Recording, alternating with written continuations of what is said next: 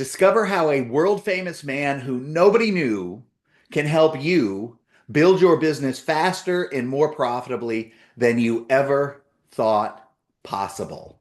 Today we're talking about Buddy Hall. Buddy was a pool player. He's dead now, but he was a pool player and is considered by many to be the best nine-ball player to ever walk the face of the earth. Now, there's two things that we learned from Buddy. Number one, Buddy made a lot of money in his life, and he was world famous in a very small, tight niche of hardcore fans and hardcore players in high stakes pool, big tournaments, um, big money games, etc. These are not the average person. These people, this isn't the average guy who takes his girl out to knock a few balls around on Saturday night on a date, or a person who shows up with his buddies on a lark to shoot some balls around a pool room. No, these are people who are big fans of high stakes pool. Very, very small group of people in the US and around the world. But Buddy was world famous in that small little population around the world. However, he could walk down the town, he could walk down any town in the United States or around the world, and nobody would really know who he was unless they happened to be a fan of high stakes, huge stakes billiards. So that's one thing that we get learned from Buddy is that there's a lot of money in tight little slivers of the population. You don't have to be world famous. You don't have to be famous to everybody. You don't even have to, you can walk through an airport in complete anonymity, but you can still be famous in a tight little small group of people and make a ton of money. Number two, this is what we learned from Buddy, is that how did Buddy become the best nine ball player to ever play the game?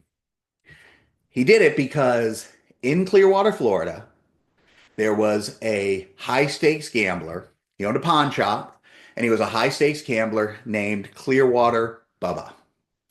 Now, Clearwater Bubba loved pool, and he loved playing world famous people, and he particularly loved playing Buddy Hall. So Buddy could go out, he could go anywhere in the country, he could push himself, he could play the hardest games, he could enter the hardest tournaments, he could play the best players anywhere. And if he went broke, because he would gamble, he didn't just play in tournaments, he also gambled, money pool. If he lost, if he went broke, if he could scrounge up enough money for a bus ticket back to Clearwater, he could go play Clearwater Bubba and win 20, 30, 40, $50,000 cash. Boop, there you go, in the pocket, back out on the road. Now, Bubba was a heck of a player. Don't get me wrong. I'm not suggesting he was an idiot.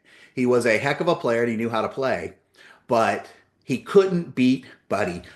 But he loved playing Buddy. So Buddy could play hard. See, he was in a position many, many, many pool hustlers are not in. If they bust out, if they lose all their money, they don't eat. Well, Buddy knew if I just have a bus ticket back to Florida, I can go refill.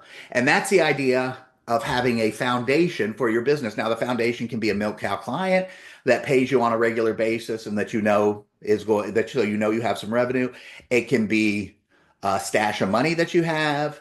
It can be, I mean, really, it can be anything. Something that gives you a safety net and some protection so that if there's a problem with your business, you have somewhere to fall back on. So those are the two things we learned about Buddy. Number one, to quote an old quote, but it's absolutely true, there's riches and niches. And number two, you want to make sure that you have some foundation to your business so that even if you're walking a tightrope in your business, if you slip, you're not going to be out of business. And that foundation will allow you to build much more quickly. Focusing very tightly on who you want to talk to and having a foundation, a strong foundation that you can build on will quickly and easily allow you to build your business and will allow you to be a world famous person that nobody knows. Until next time, this is Hustlers, Gamblers, and Entrepreneurs.